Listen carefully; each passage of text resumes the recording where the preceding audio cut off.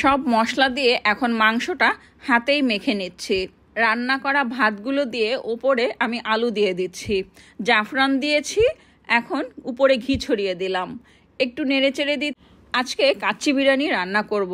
প্রথমে মশলাটা রেডি করে নিচ্ছি। আমি এখানে একটা জয়ফল নিয়েছি জয়ত্রী, কাঠবাদাম, কাজু বাদাম নিয়েছি। এখন এই বাদাম এবং সঙ্গে যে মশলা আছে ব্লেন্ড করে নিব। আমি এখানে 2 কেজি খাসির মাংস নিয়েছি আর মাংসগুলোকে খুব ভালো করে ধুয়ে পানি ঝরিয়ে নিয়েছি। পেঁয়াজ বেরেস্তা আগেই করে রেখেছিলাম, এখন এই মাংসের মধ্যে দিয়ে দিলাম পেঁয়াজ বেরেস্তা, দিয়ে দিব 1 কাপ টক দই, ব্লেন্ড করা বাদাম এবং বাকি যে মশলাটা ছিল সেটা দিয়ে দিচ্ছি। এখন লবণ পরিমাণ মতো, মরিচের গুঁড়া দিব 1 চামচ, লাল মরিচের গুঁড়া, আদা বাটা দিব 2 চামচ, কিশমিশ দিয়ে দিব 1 কাপ, আলু বোখরা দিয়ে দিচ্ছি এখানে 10-12টা।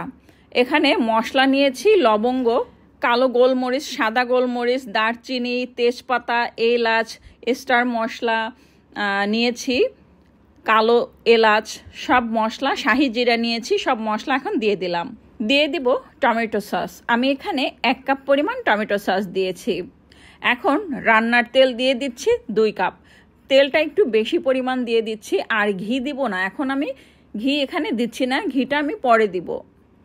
সব মশলা দেওয়া হয়ে গেছে, এখন হাতেই মেখে নিব মাংসটাকে, খুব ভালো করে মেখে নিতে হবে। তো এই যে মাখা হয়ে গেছে, এখন আমি চুলায় বসিয়ে দিব। আর কাচ্চি বিরিয়ানি রান্না করার জন্য মাংস নিয়েছি 2 কেজি আর চাল নিয়েছি, পোলাওর চাল নিয়েছি 1.5 কেজি। এখানে দুধ এবং পানি 2 লিটারের মতো জাল করে নিচ্ছি। আরও কিছু মশলা দিয়ে দিব।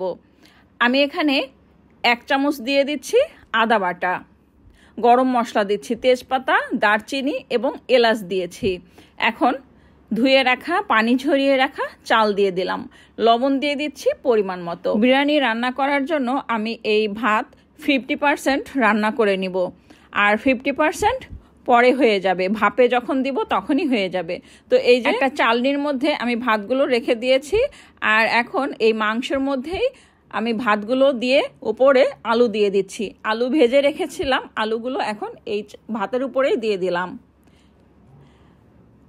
উপরে আবারও আমি ভাত দিয়ে দিচ্ছি। পুরানো ঢাকার বিরিয়ানির মতো এই বিরিয়ানিটা খেতে অসম্ভব মজার হবে। এখন কেওড়া জল দিয়ে দিচ্ছি 1 চামচ। দারুণ মজার হয় খেতে, আমার পরিবারের সবাই খুব পছন্দ করে। এখন দিয়ে দিচ্ছি জাফরান। আপনারা চাইলে জাফরান দিতেও পারেন, আবার না দিলেও কোনো সমস্যা নেই, কিন্তু দিলে দেখতে ভালো লাগবে। ওপরে ঘি দিয়ে দিচ্ছি। এখন ফয়েল পেপার দিয়ে ঢেকে দিব, আর বাকি 50% এই ভাপেই হয়ে যাবে। ঢাকনা দিয়ে এখন ঢেকে দিচ্ছি। যারা পুরান ঢাকার বিরিয়ানি খেতে খুব পছন্দ করেন তারা এভাবে বাসায় পুরান ঢাকার মতোই বিরিয়ানি রান্না করতে পারেন, খেতে অসম্ভব মজার হয়। হয়ে গেল মজাদার কাচ্চি বিরিয়ানি। যারা কাচ্চি বিরিয়ানি খেতে পছন্দ করেন এভাবে রান্না করে খেয়ে দেখবেন কতটা মজার হয়। আপনাকে আর পুরান ঢাকায় গিয়ে কাচ্চি বিরিয়ানি খেতে হবে না, বাসায় হয়ে যাবে মজাদার পুরান ঢাকার কাচ্চি বিরিয়ানি। রেসিপিটি ভালো লাগলে একটা লাইক দিবেন, কমেন্ট করবেন, এবং যারা এখনও আমার পেজ এবং আমার ইউটিউব চ্যানেলটি ফলো করেননি প্লিজ ফলো করবেন এবং আমার ইউটিউব চ্যানেলটি সাবস্ক্রাইব করবেন। সবাই ভালো থাকবেন। আল্লাহ হাফেজ। আসসালামু আলাইকুম।